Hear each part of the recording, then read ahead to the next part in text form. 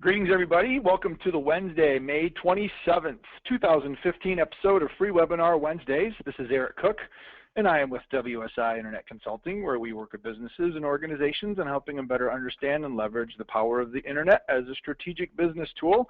You can learn more about me and WSI and all the wonderful things that we do over at www.poweredbywsi.com. With me back this week, we missed him last week, is my good friend, Free Webinar Wednesday partner, and actual guest for today's show, Mr. Jeff Simpkins. Jeff, say hello to everybody out there in Free Webinar Wednesday world. Greetings, everybody. This is Jeff Simpkins, and I am with Community Bank Consulting, Inc. And you can learn more about me and my company online at www.communitybankconsulting.com. Excellent. Well, I said it in the write-up, and I think it's really no surprise. Of the two of us, I'm probably more of the chatterbox, and you're more of the cerebral thinker and offer insight after you've had some time to think about it. And so I wanted to maybe take this week as an opportunity for folks to get to know you a little bit better and all the cool stuff that you do, because I know what you do, but you know, I think that the rest of the world needs to know a little better. So I've asked Jeff to kind of share a little bit about his background. I've got certainly some leading questions that I've got written down here, so I'm ready to toss those at you. But before we officially get started, a couple of housekeeping things just to remind everybody. Today's show and all shows for Free Webinar Wednesdays are recorded, and you can view them at www.freewebinarwednesdays.com. We are very big fans of questions and interactivity with our live attendees. So if you have an observation or a question or something you'd like me to ask Jeffrey, feel free to go ahead and use the chat function in your control panel. And then lastly, the phone number that those of you that are dialed up using the telephone, I see there's a lot of people that are using mic and speakers, but if you are dialed in using the telephone and you do not reside, well, I guess if you are located in the United States, the default number that is being provided to you is likely a Canadian number, and if your long distance plan does not support calls to Canada, you want to click on the additional numbers link underneath the phone number and pick the one for the United States or whatever other area of the world you are joining us from. So because this is a corporate plan provided by my friends at WSI and our headquarters are in Toronto, the default is actually a Canadian number. So we certainly don't want anybody to incur any unexpected long distance bills for dialing into what is supposed to be a free webinar show.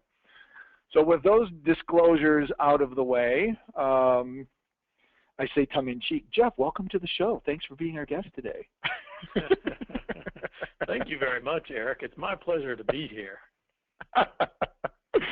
Well, it's, you know, I guess to maybe provide some backstory, because you know, I see a lot of familiar faces in the attendee list, but I also see new faces every once in a while. So not a lot of people really know our backstory, Jeffrey. You want to maybe paint a little bit of picture about how you and I came to know of one another and what started this whole Free Webinar Wednesdays thing, and I'll let you kind of paint the perspective of how we got where we are today and why it's the Eric and Jeff show, or Jeff and Eric show. Sure. So Eric worked at a savings bank in Marshall, Michigan, and the savings bank merged with another financial institution in Coldwater, Michigan. As a result of that merger, Eric became Chief Operating Officer of the merged institutions, and a decision had to be made. Would they stay with the banking systems that his institution was using in Marshall, or would they go with the banking systems that the institution in Coldwater was using? And ultimately, they ended up picking Jack Henry & Associates, which is the company I worked for at the time. That was the software that the institution in Coldwater was on.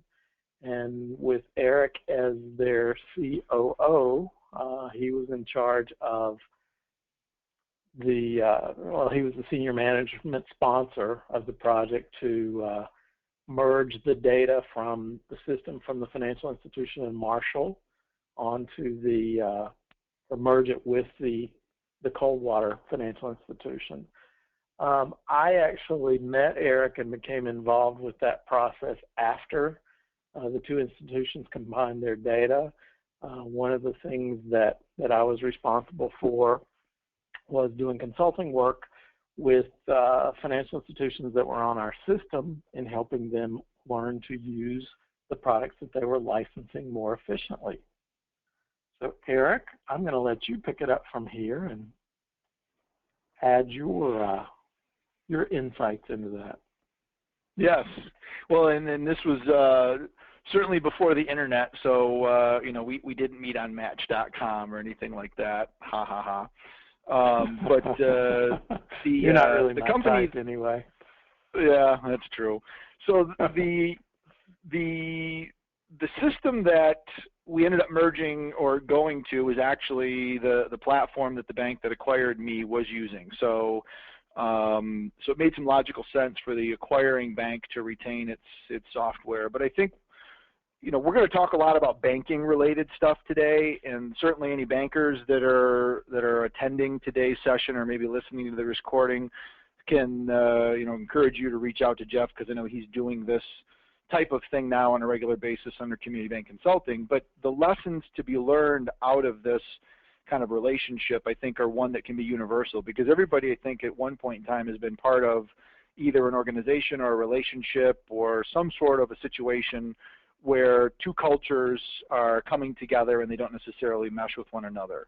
And that was one of the things that we had discovered when my bank and the acquiring bank came together, and I was kind of put in the middle, is saying, okay, now you just figure out how to make it all work. And I was being charged with using a software platform that I didn't really understand, and not to the discredit of the employees of the acquiring bank, but there were a lot of functionality feature sets of the software that they didn't even really realize that they had at their disposal. And so that created some frustration. I think it'd be safe to say a little bit of resentment, because our culture from the bank that I came with was much more focused on, and not to say that the acquiring bank wasn't an efficient bank, but we were very focused on figuring out ways that we could squeeze every ounce of productivity out of the tools that we were using. And when we got into our software, we knew it inside and out, and I don't think that existed within the acquiring bank. And so when our two cultures came together, you had one culture that was using software and content with the way that it was, but it wasn't doing things that we were accustomed to doing. So that not only created some productivity issues, it created some slip with regards to customer service, but it also created a little bit of friction between staff, because you had employees that were being acquired that technically, I think, were used to getting more out of their software systems than the organization that was acquiring them.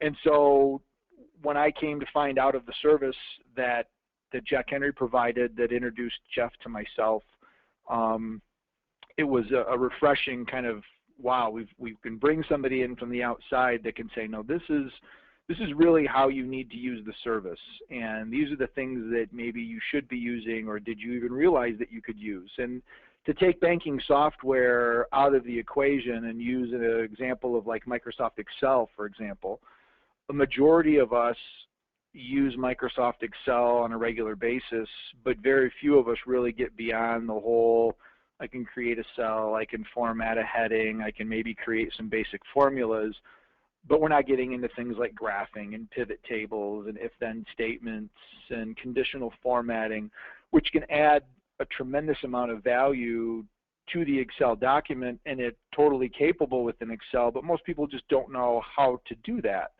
And so we were kind of the owners of an Excel program, if you will, that could do a lot of really cool stuff, but we didn't have somebody that really understood all the cool stuff that it could do. And so that's where I think Jeff's expertise, and that's where I kind of really developed not only an admiration for his skills, but our friendship kind of evolved out of it, because with his assistance, we were able to operationally make the bank more efficient. But out of that, I think and I joke with Jeff every once in a while about, we should have had a couch in a lot of the sessions that we were doing, because it was almost like we needed to, lay the employees down on the couch and have a counseling session to say it's going to be okay, we can get through this, here's how we need to look at this. And so culturally, when we took the time to understand the technology challenges, it was amazing how the cultural issues between the employees and the organizations started to dissolve. And so I think that's kind of an overriding, I guess, theme as to what I see Jeff doing now for organizations, especially in the financial services sector, is taking away that cognitive dissonance and that uncomfortability with not understanding the technology that you're using, and making that, almost a secondary item so you can focus on productivity, and then it kind of magically brings the organization together. So I don't know if that's a correct assumption of kind of how you like to position yourself these days, but that's my 2 cents. And it's typically the fashion. It was a little bit more long-winded than yours. So the service that Eric and I are talking about, I tend to refer to it as an operations review or operations assessment. And you kind of alluded to this in your description of how we met as a result of the work that we did together in banking. But I always like to start from a place of what results do you want to achieve. When I go in and start working with an organization, and as we've said very clearly, financial institutions are the client base that I work with and Eric works with most often. I work with banks, I work with credit unions, and I work with finance companies primarily. But I always like to start with, what's the end result? What do you want to achieve? Sometimes the answer to that question is, we're really having a hard time with our consumer lending area. It seems that our competitors are kind of kicking our butt because they can get things out faster and they're doing better on exams. And so I hear all of these characteristics. And anytime I'm looking at a situation in an operations review or operations assessment, I always like to start with, what do you want to achieve as a result of this? And I think, in some instances, at least when you asked that question for us, I think there was some of that, I kind of walked through the state of there's a level of consciousness and there's a level of competency. And at the very, very beginning, you can be unconsciously incompetent, where you kind of don't know what you don't know. And a lot of times, I suspect you get into situations where people say, well, all that we know is we want to be as good as XYZ company. We don't know exactly what that means. Are they really doing the best that they can do, or can we really aspire to do even better than that? But kind of leading people through that unconscious incompetence, and then you're consciously incompetent where you don't know something, and then ultimately getting to the point where you're consciously competent, and then I guess the top of the mountain is you're unconsciously competent, where it just happens without you even really having to think about it. And maybe leading people through that process as it relates to the tools and services and strategic objectives and goals that the organization really has set forth for its employees and culture and the customers it wants to go after. But I think starting with that, where do you want to go? It's like anything. I mean, Jeff and I, Jeff's run a marathon. I've not done a marathon myself, but when you do a race, you have a finish line, and you can go out and run a long distance, but if you don't know where the finish line is, you're never going to succeed and finish. You might still run a long distance, but you might end up in the middle of the lake or the woods, and that's not ultimately where you want to end up. I did a trail run one time that was not well marked, and more of us got lost on the trail run than did not. And that particular event reminded me of how important it is to have a clear final destination and pathway marks. Exactly, because you may end up at the final destination, but you might spend a whole lot more time and energy exhausting yourself to get there if you've not taken a little bit of time to kind of spell out where it is that you want to go. So you said something that made a really good point. So I want to go back and look at that a little bit. I indicated that the place I always like to start when I'm working with a company on an operations review or operations assessment is, where do you want to be? What's the result? What do you want to achieve as a result of doing this process? And one of the things that you mentioned is someone might answer like, we want to be like XYZ Bank. Well, that's a great example of the kind of answers that I often get. So saying to me, we want to be like XYZ Bank, is not really something that I can help you achieve because it's not well defined. So the next step that I would walk through with the client is saying, well, tell me some of the things that you admire about XYZ Bank. And we would really start documenting things. So this whole process is about capturing information that we can use as a measuring stick to go back and look at. Oh, XYZ Bank does this, XYZ Bank does this, XYZ Bank does this. So as we start to gather that documentation, that gives us something that when we're at the appropriate place, we can look at it and say, okay, so here are all of the things that you've pointed out that XYZ Bank does that you either feel like you're not doing or you're not doing well.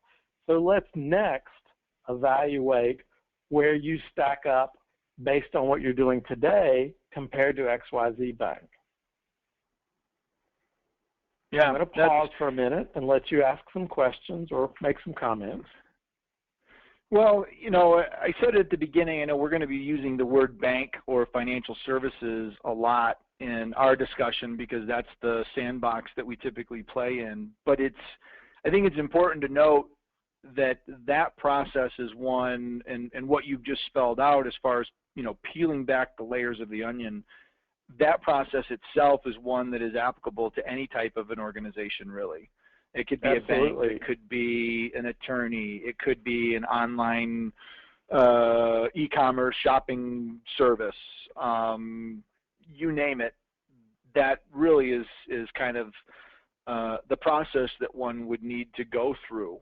And I think a lot of times people will stop at that and say, well, we need to be like XYZ. I mean, we want to do online sales and I want to be like Amazon. Okay, well, what is it about Amazon that you want to be? Do you want to be the catch-all for pretty much every product and service? Do you like the convenience of one-click shopping? Do you want to have a remote delivery system utilizing drones? What is it that the folks at Amazon have created that you want to emulate? So I guess once you've identified those things and you get the client to nail down a little bit more specifics on what they're trying to accomplish, what kind of next step is involved in leading them through that process if we look at this organizational or operational efficiency process? Okay, so let's pause for a minute, and you said something just now that I think is really important. Probably one of the most significant reasons that organizations end up engaging me is because they are not accomplishing everything they want to accomplish. And one of the symptoms that I see very frequently is organizations may have difficulty accomplishing something or some things because they attempt to accomplish too much at one time. So they have all of these projects or things that they're doing outlined, and they're making minor steps towards completing some of them, but it seems that they're not getting where they want to be fast enough. So one of the things that I use with clients pretty frequently is I have them identify all of the projects that they're currently working on, and I actually will suggest that we prioritize those and really focus on a smaller number of projects now getting them to a point that they're completed or they've reached a point of completion, that they've accomplished what they wanted to from that project, and then move on to the next ones. So it's really important in looking at any type of operations, whether it be a financial institution or a mom and pop service business, are you trying to do so much at one time that you're not accomplishing things that feel like big things pretty quickly? And, you know, I think anybody that is joining today that is got the function of marketing, or if you're an entrepreneur, so small business, the feeling of eating the elephant is one that cannot be ignored, because there are always things that pull at your your coattails that need attention, and trying to do everything, you end up getting nothing done. And that's I know personally that's an area that I'm trying to figure out a better way to work around, just because there seems to be a lot of opportunity, a lot of things that are going on, but it's also prioritizing stuff and making sure that the important things get done and what can be banged out first. And a lot of times what I suspect you'll agree with is somebody from the outside of the organization with a fresh set of eyes is a nice addition, because you can give it a different perspective and not be clouded by institutional memory or what necessarily kind of lingers over from culture. These are the things that are going to have the biggest return potential for you on a short-term basis that you should bang out first, and then kind of move your way through your laundry list. Well, we all become conditioned. That's why it's very hard for us to be our own doctors, and very hard for us to diagnose many things about ourselves. The same is true organizationally. So you're absolutely right. You may be so conditioned to something that's going on within your organization that you quite frankly don't notice something that someone can come in from the outside and pick up on pretty quickly. Yep. This might be a little bit of a tangent, and there's a couple of other things that I associate with Jeff Simpkins that I credit to my business success. Because when I decided to make the jump from banking and leave in 2007, you were one of only a very few number of people that I trusted in that decision to leave the bank. Certainly being in a small community, we chose an accountant that was outside of the community. We chose an attorney that was outside of the community, because I didn't want the rest of my local world to know what was going on. And the fact that you live in North Carolina and that I live in Michigan, I felt pretty comfortable that not a lot of people that I knew were going to know you. But when we started that conversation, you introduced me to a book/process called Book Yourself Solid. We had talked about personal coaching. We had talked about mentorships and other sorts of like mastermind calls. And as you're talking about getting somebody from the outside to come in and provide perspective to get you out of your routine, I can't help but think about those early conversations you and I had, and how you were already embracing those things as part of, even though you hadn't left and started your own practice yet, those were areas that you gave me a tremendous amount of ideas about. Maybe you can talk a little bit about your experience in the coaching, mentoring. Free Webinar Wednesdays is actually the result of Book Yourself Solid. So kind of talk a little bit about that, and how that can be maybe an alternative to getting some outside assistance to lead to some additional perspective that you wouldn't necessarily think of. Sure. I guess I'll start by talking about the concept of mastermind. To the best of my knowledge, the concept of mastermind or a mastermind group was introduced by Napoleon Hill in his book Think and Grow Rich, which if you're a small business person, or for that matter, in my opinion, everyone should read that book, because it's such a powerful, outstanding classic book of how to approach business and how to approach life. But one of the concepts in Think and Grow Rich is accessing the power, tapping into the power of a mastermind group. And essentially, a mastermind group is a group of people that get together on a regular basis and help each other in brainstorming through challenges, situations that they're looking for some sort of outside assistance with. So Napoleon Hill in Think and Grow Rich, which Eric has on the screen right now, introduces the concept. I think that book was written in about 1929, if I remember correctly. I may be off a year or so, but there is a current book that actually is how I became familiar with the concept of masterminding, written by Jack Canfield and Janet Switzer, called The Success Principles, if you'll bring that up, Eric. And one of the success principles actually talks about a mastermind group. It gives you very specific instructions for forming a mastermind group if it's something that you're not a part of and would like to be a part of. So I actually credit Jack and Janet in this book with really introducing me to the concept.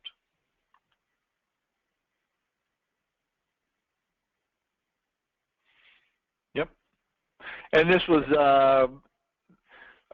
I guess, if there were two books that I had included as part of my homework to determine whether I really did want to spread my wings and jump from the world of banking as a bank employee to more of a consultant, this and then the book Yourself Solid was one that was there. Think and Grow Rich was great, and then I think you had turned me on to this one as well, but wasn't it the How to Win Friends and Influence People? Wasn't that another one that you had suggested to me as well?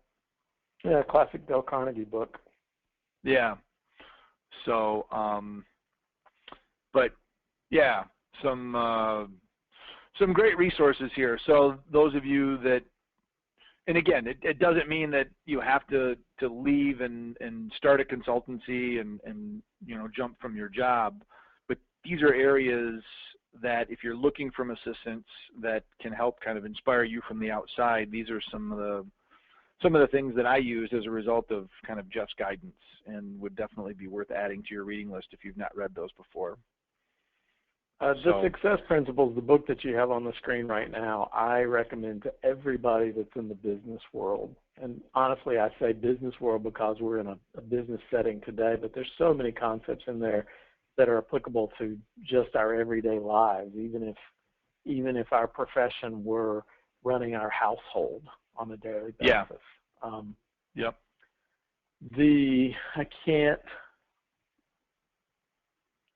Yep, you've got the 10th anniversary edition up. So this is an updated version that was just released on January 27th of this year.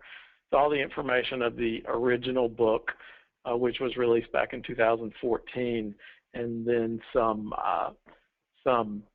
updates have been made to make the content more current and relevant. The actual section in this book, oh wow, $1.99 for the Kindle version. That's cool. I'm gonna snag that when we're done. I paid full price to get it on my Kindle.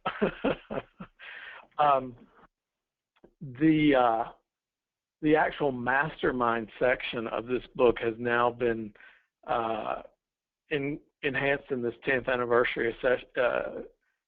anniversary edition to include a resource, a guy named Robert McPhee, who is somebody that I've actually worked with a good bit on mastermind groups. He's based out of San Diego, California. Cool. The other thing is I'm kind of, and I don't want to take us away from this if there's others with regards to providing that external guidance or feedback. If there's others that you'd like to mention, feel free. But the other thing that springs to mind is the focus on productivity that you encouraged me to pursue. And probably the biggest change in my business has been embracing the cloud and migrating everything away from the comfort level of what was known as Outlook and Microsoft into a Google Apps environment to be able to push everything to the cloud.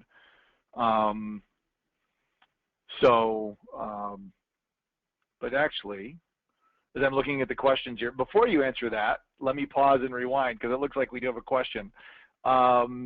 So if there was only one thing you'd want for folks to take away from the books that we've shared thus far, what would it be? So thank you, Jim, for the question. I'm going to answer that a little bit differently than you've asked it. Then I'm going to circle back and answer it specifically as you've asked it. The way I'm going to start is if you only bought one book that we've mentioned today, the book that I would recommend that you invest in is the one that Eric's got on his screen right now, Jack Canfield, The Success Principles.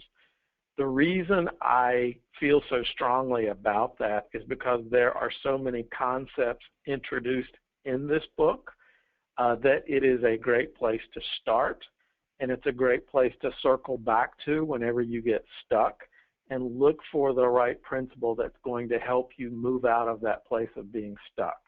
So it's a tool that you can share with other people as well as a tool that you can use on your own to move forward if for some reason you don't have the opportunity to work with somebody on a challenge. The other thing I want to say, and I want to look at the way Jim asked the question. So he said, if there were only one thing you would want us to take away from these books, what would it be? And the way I want to comment or answer that specific question is, start with principle number one in the Success Principles and live that as if it is the golden rule of your life. Principle number one of the Success Principles is take 100% responsibility for your life. And that is one of the things that I see within organizations and with people within organizations when they don't follow that principle. That's what causes problems for both the organization and the person. When I come into a situation when I'm working with an organization on an operations review or an operations assessment, and I have folks that start describing to me situations, and I kind of step back from it and ask, okay, what can you do to make this different? When I start applying principle number one, take 100% responsibility for your life, and you can actually substitute job, work, whatever you'd like to for the word life. When I help them start recognizing things that they can take responsibility for and actually make a difference in, that's when I see both the individual start making a significant change and typically the organization make a significant change as well. So Jim, thank you for that question. Well said. And I think there's the examples that are given in the book are many, but so many people blame their circumstance on something outside, bad luck, somebody else screwed them in a deal, business partner ripped them off, whatever the case may be, and being 100% responsible for your existence. You know, to some people that may not necessarily be an easy thing to do. I think the good news is that it becomes easier the more you do it. There are plenty of things in life that all of us run into that just suck. I mean, they're not things that are easy to deal with. But taking 100% responsibility is like going to the gym and lifting weights. The more often you do it, the stronger you get. That happens when you lift weights at the gym. That happens when you take 100% responsibility. Very cool. So shifting back to my original question before Jim asked his awesome question, you've been kind of an inspiration for me on the side of productivity, and I alluded to Google Apps and moving to the cloud, and there have been several other services that I've started using as a result of being comfortable moving to the cloud, and not just because being in Google is the place to be, but because it creates an opportunity to have access to information from multiple areas. There's some security there. Talk a little bit about your approach to productivity these days, and that was one of the driving factors that I think was causing some concern back when we met. Was one organization I think was a little bit more productive than the other, and that was creating a little bit of friction.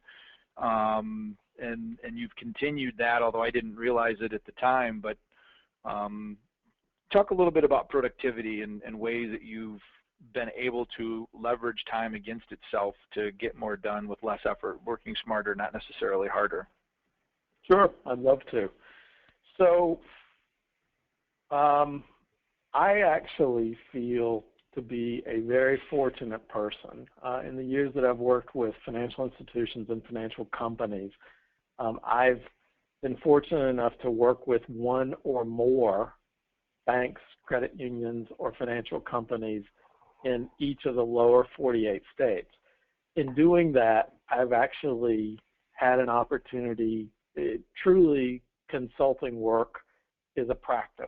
It's something that as you go in and experience situations, you grow. So you practice consulting, and as your experiences broaden, you bring new insights to things. One of the things that I picked up on pretty early on related to productivity, and this was primarily as a result of working with clients that had installed new systems. When one installs a new system, whether it be a new email system, whether it be a new accounting system, fill in the blank, any type of system, there is typically a period of time in which you are going to have to do things, either continue to do things parallel, so you do it on an old system as well as doing it on a new system, with the idea of over time, the old way of doing it will go away. What I found in most of the organizations that I've worked with is that the old way of doing things often partially goes away, but more times than not does not go 100% away.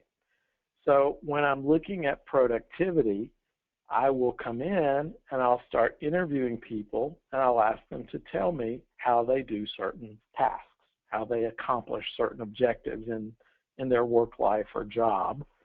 And when we're talking through those things, it gives me an opportunity, and it's helpful to be an outsider with some knowledge of the process that they're working through, but it gives me an opportunity to say, okay, tell me why you do that.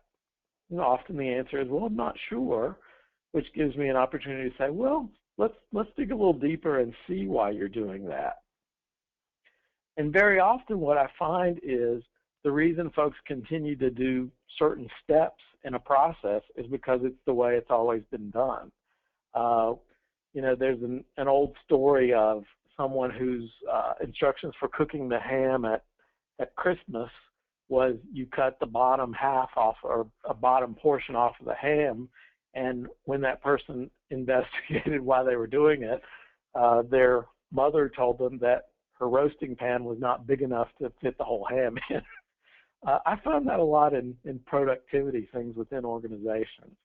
One of the things, Eric and I have talked a lot over the years. When I started Community Bank Consulting in 2008, I had an objective that I was going to start a company that anywhere I was in the world, I could actually operate that business as long as I had internet access.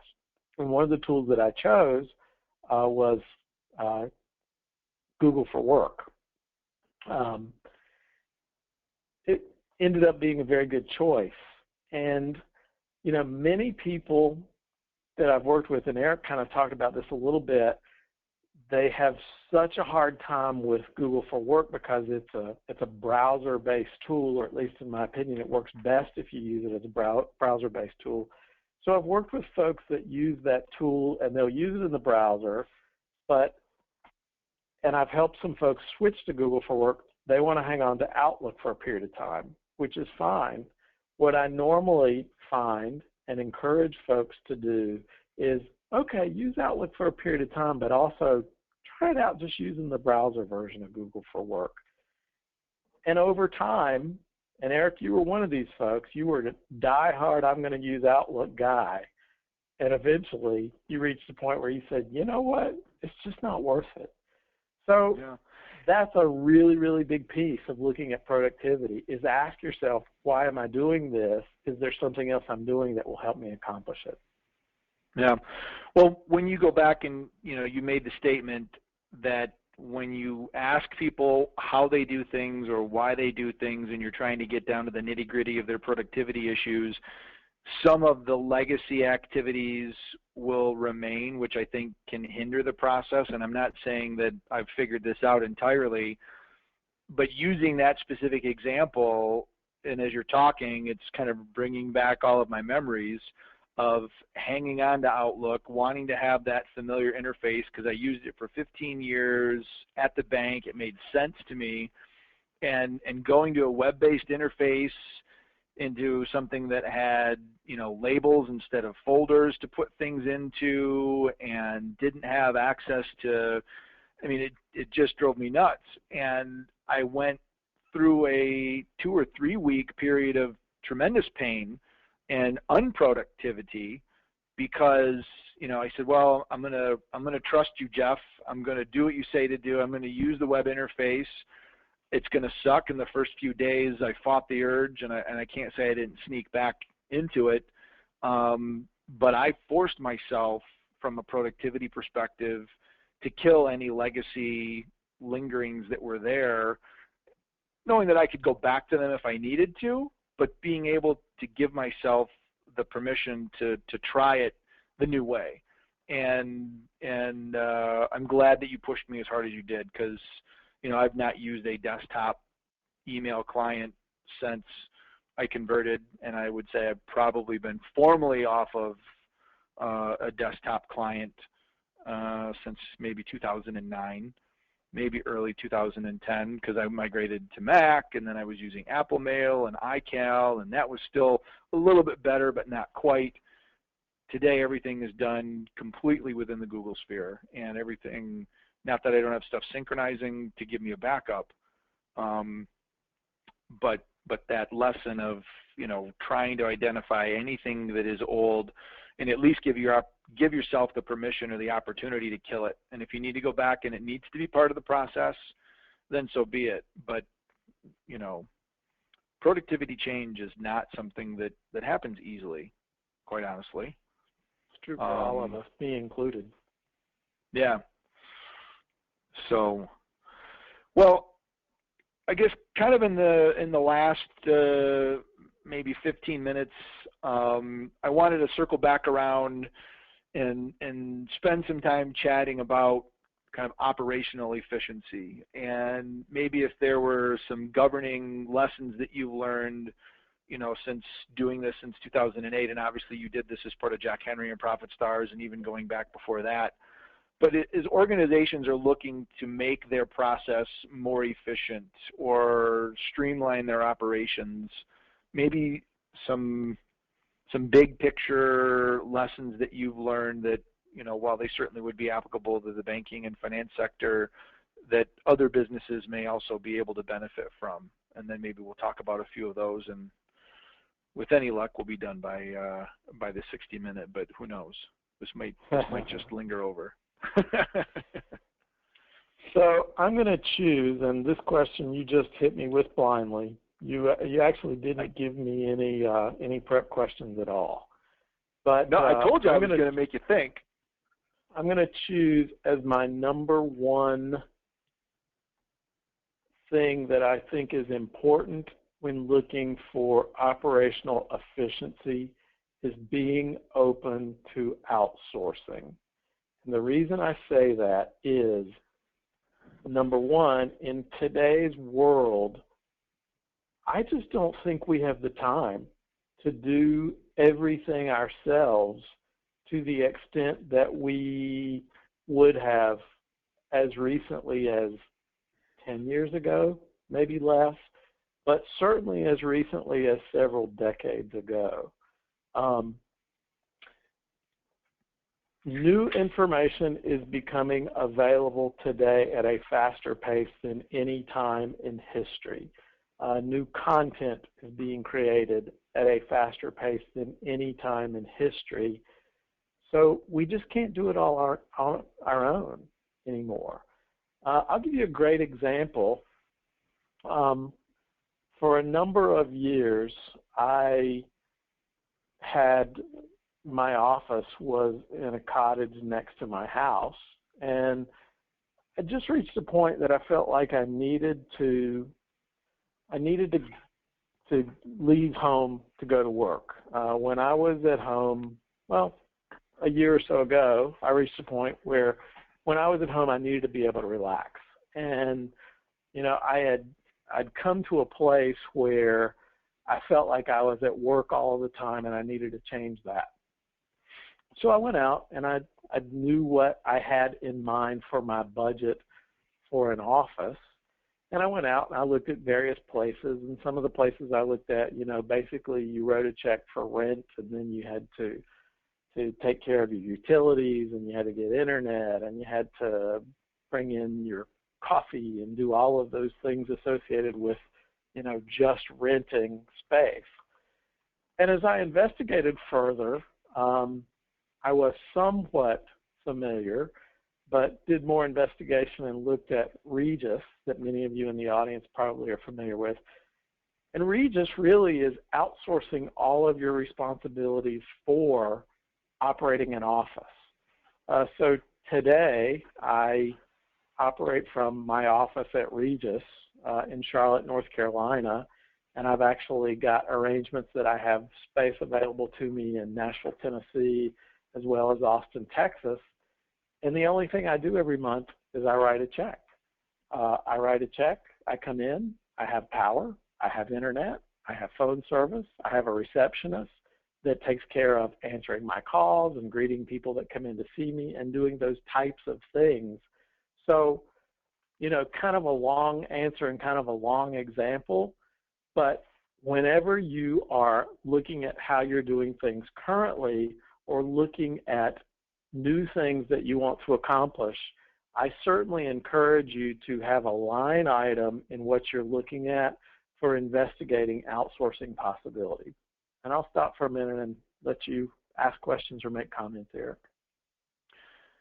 So as you're talking about being open to outsourcing and you talk about the time constraint, I can't help but think one of the other components, and maybe it's a factor of time, but the capability and just the level of knowledge that's required in today's day and age to be able to do what you need to do as a business professional. So, and that could be either as a solo entrepreneur partnering with a virtual assistant or networking. One of the things that I absolutely love about being part of the WSI network is while I run my business and I tend to focus on the clients that I know best, I have got access to production facilities and partners that are literally around the globe that with a phone call or a Skype conversation I can bring into the conversation and have that accessible.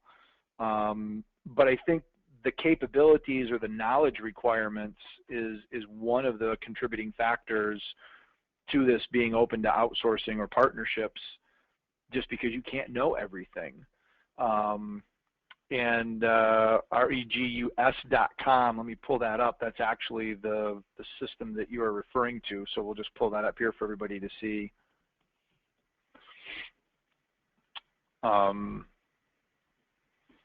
So while that loads, but I think the knowledge requirements of just being competitive in today's business world is something that is also causing us to have to figure out ways that we can work more collaboratively with one another and leverage each other's strengths.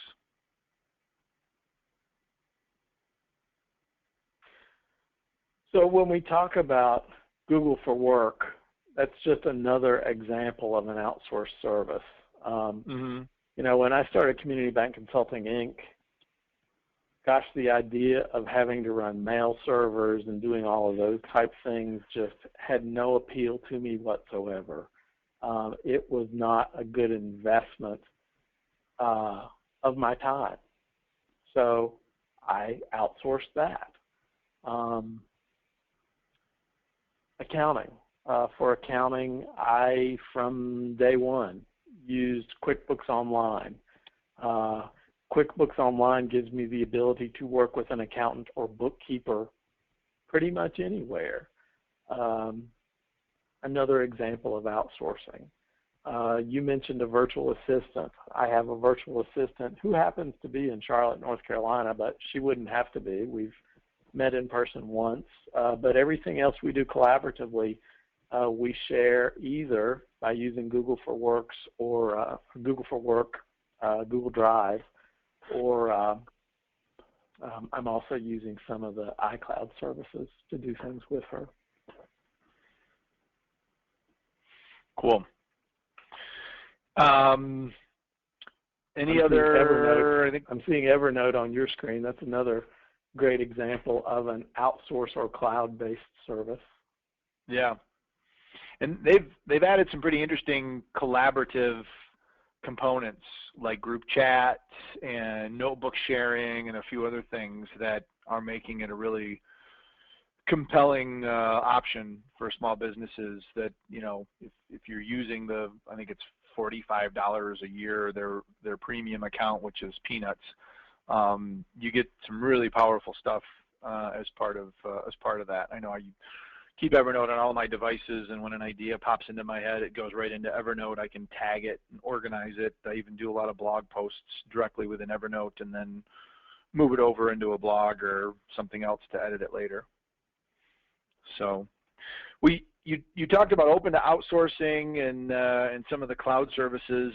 Is there maybe a third item? I know I didn't give you the questions beforehand, but as is mostly the case, a lot of times when we talk, comments spur thoughts that spur questions. So honestly, I didn't know what questions I was going to ask you until we started the conversation.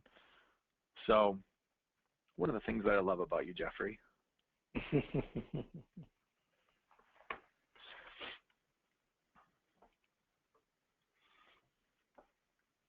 So any other operational efficiency observations for folks, or maybe put a bow on this and kind of a big picture summary?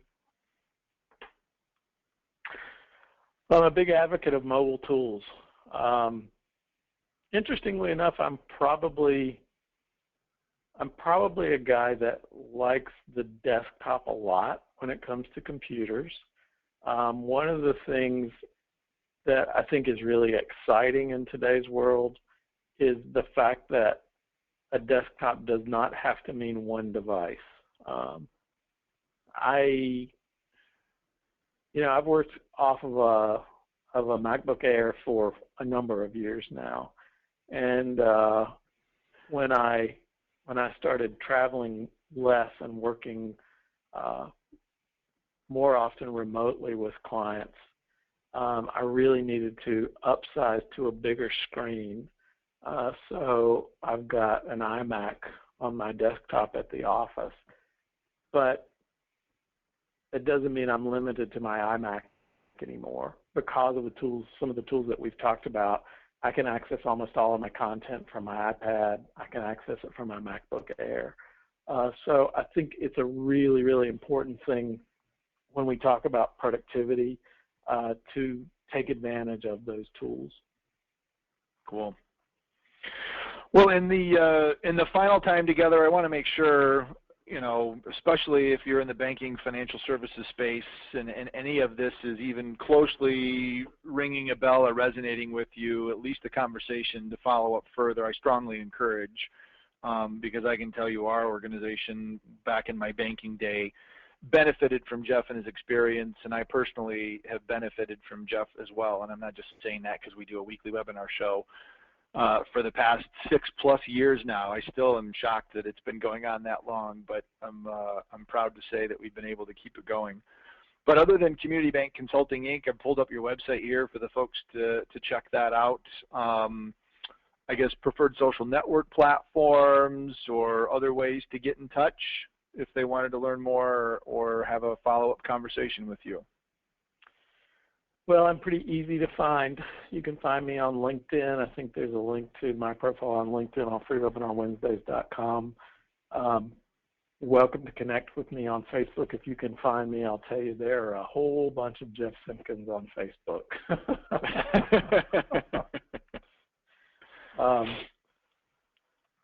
So, but yeah, LinkedIn is a great place to get in touch with me. Through free Webinar Wednesdays, Jeff at freewebinarwednesdays.com. Cool. Good deal.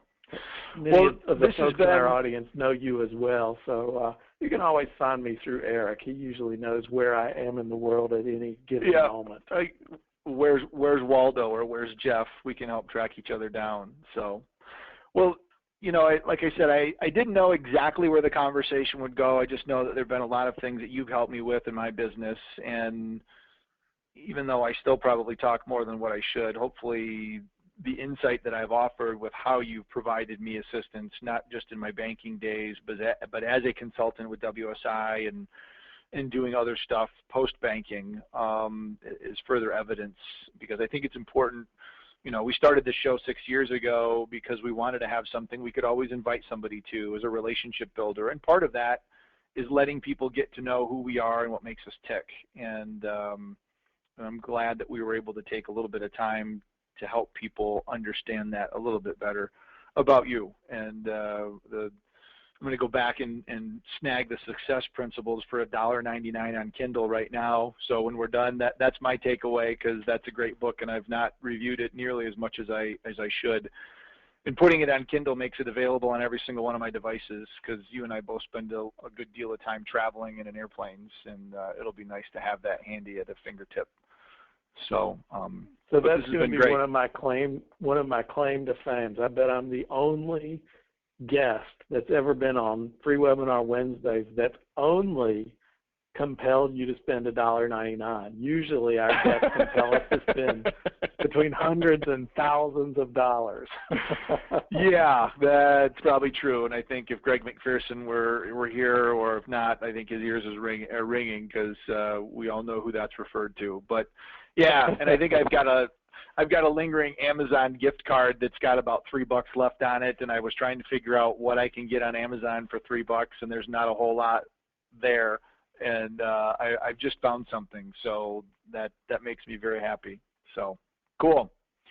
Well, Jeff, as always, this has been great. I wish we talked more often, but I know both busy and with our schedules, but at least I look forward to most every Wednesday at 1 o'clock getting together with you and catching up and either having a one-on-one chit-chat or interviewing some folks. But I think it's great. So cool. So next week I see someone has a birthday. You know, I think there was a birthday coming up for somebody, and since it's not you, it probably is going to be me. So yeah, I do celebrate a birthday next week. Does that mean on Wednesday you're going to sing happy birthday to me? I don't want to run all of our folks off. So yeah, next week I do have a birthday. So and any of you that are friends of mine on Facebook, I'm sure will know it, because well, it seems like everybody on Facebook knows everybody's birthdays these days, and even people that you don't know end up wishing you a happy birthday, which is still pretty cool. So that's the power of social networking. So it's nice to get that recognition. Yeah, I just saw a little bit more involved comment come through the chat log, so I just want to give it a quick minute to review and see if this is anything that we need to address here, or if this is more of an observation. But we can certainly address this offline as well, but some really good feedback here. So I don't know if you got any comment on that as a final wrap up. I know we're right at the top of the hour, but I'm reading.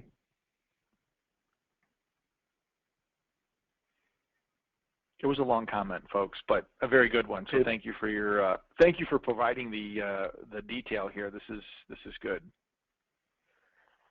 Yeah.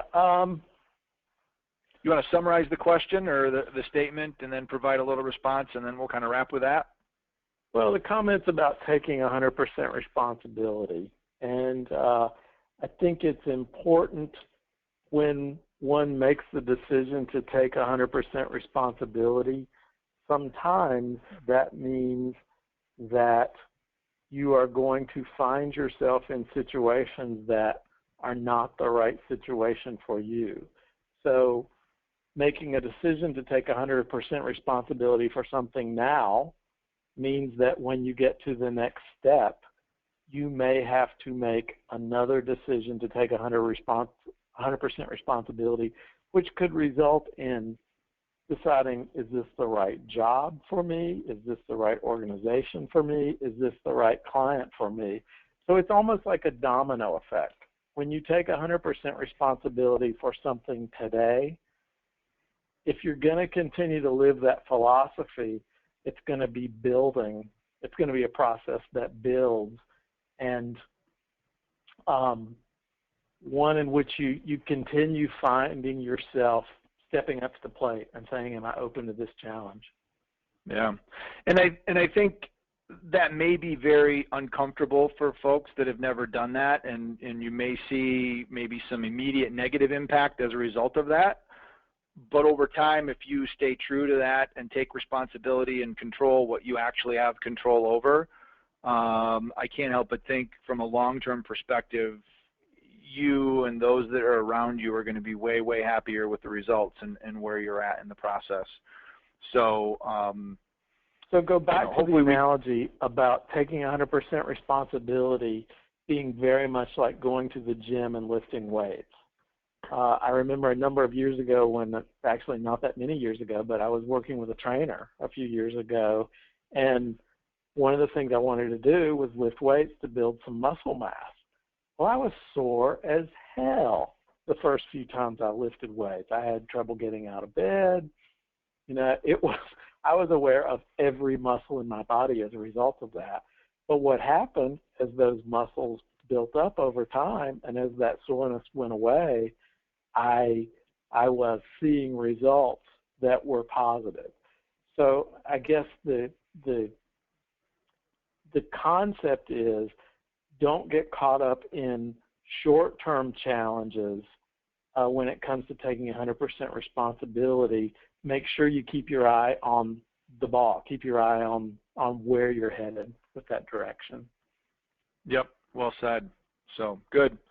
Well, those of you that are still hanging on live, we appreciate you indulging us for a little bit extra, and certainly thank you for that very thoughtful and very comprehensive comment, Ruth. That was a great way to finish this, I think, and it sounds like even though there was some change required, it was desperately needed, and hopefully you're in a much better place and can kind of testify to what Jeff was commenting on. So.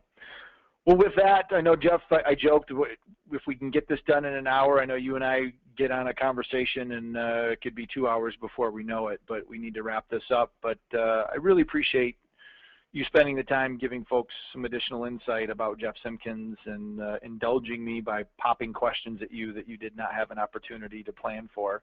But I loved your responses, and again, appreciate the friendship and the guidance that you've helped provide me along my journey of leaving the bank and doing what I do, because I honestly felt that was my purpose and my calling, and you're part of that. So I appreciate it, and for being part of Free Webinar Wednesdays for the last 6+ years. Let's look forward to many, many more. Thank you, Eric. Cool. Good. Well, that concludes today's Free Webinar Wednesdays. We'll look forward to seeing everybody next week, which happens to be my birthday week, so I'll be sure to provide an address where you can send presents. Just kidding. But you can certainly post a comment on Facebook or share a social happy birthday with me if you would like to do so. But appreciate everybody's time today and being part of the Free Webinar Wednesdays family, and we'll look forward to seeing you next week and every week here at freewebinarwednesdays.com. Until then, have a good week, everyone. Bye-bye.